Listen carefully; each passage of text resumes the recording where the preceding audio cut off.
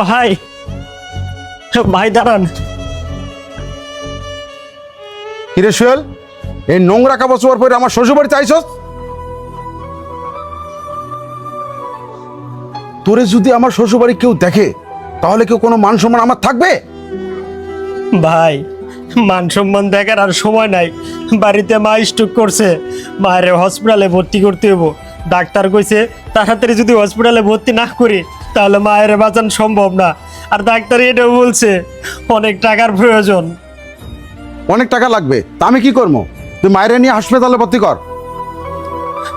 ভাই, আমি তোমার দুইটা পায়ে ধরি, তুমি আমার কিছু টাকা হলো হাওলাত দাও, আমি পরে ইনকাম কইরা তোমার সব টাকা শোধ কইরা দেব। ভাই, তুমি দয়া কইরা কিছু টাকা হলো আমারে দাও। টাকা? কিসের টাকা? যেদিন থেকে আমি বাড়িঘর সাইডে চলে আইছি, যেদিন থেকে শ্বশুর বাড়িতে আমি উঠছি, সেদিন থেকে তোদের কথা সব আমি ভুলে গেছি। শোন, তোরে আমি কোনো টাকা পয়সা দিতে পারবো না, জানতে।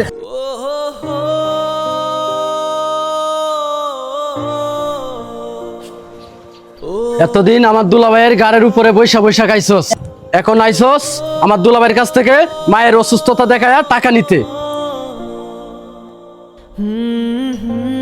শোন, তোদের মতো পকিন্নিদের আমার ভালো করে চিনা আসে, সর আমার বাড়ির সামনে থেকে।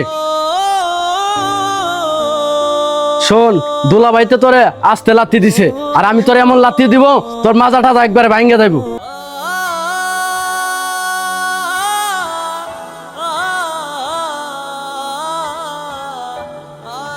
ভাই, নয়ন নইলে বাইরের মানুষ, ও না বুঝে একটা কথা কইছে। তুমি তো আমার মার পেটের আপন ভাই, আর মার এমন একটা খারাপ অবস্থা, এই কথা শুনে তুমি কিভাবে পারো আমারে ফিরাইয়া দিতে? এই শোন, আমি কোনো বাড়িটাই চিনি না, আমি নিজেই চলি শ্বশুর বাড়ির টাকা দিয়ে। আমি তোরে কোথা থেকে টাকা দেবো? তোর টাকাটুকু আমি দিতে পারবো না। আয় নয়ন, আরে ঘাট ধাক্কা দিয়ে বাইর করে দে। ভাই, আল্লাহর দোয়াই লাগে, তুমি আমারে খালি হাতে ফিরাইয়া দিও না। এই, তুই কি আমার কথা বুঝছিস না?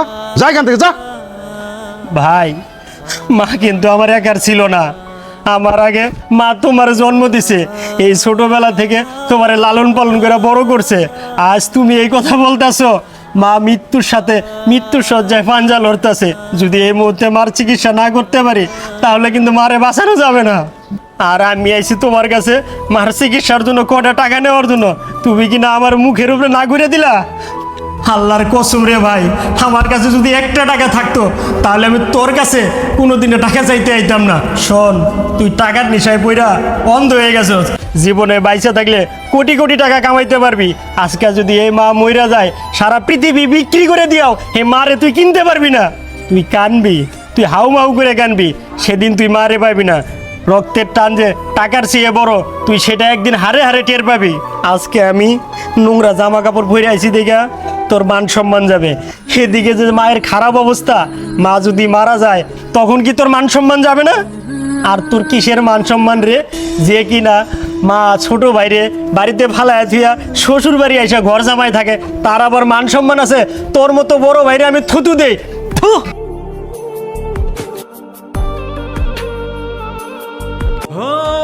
মনে প্রশ্ন শুধু জবাব খুঁজে যায়, তোর বোনেরই মাগো, তোমার এই ছেলেটা বড়ই অসহায়, তোমারে আমি কেমনে কই? তোমার ছেলে আজকে আমাদেরকে টাকার নেশায় বইরা অস্বীকার করছে।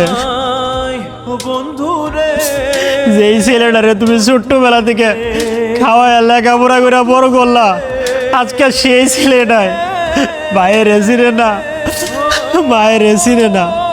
মাগো, তোমারে আমি কেমনে বাঁচাবো, কেমনে কি করো?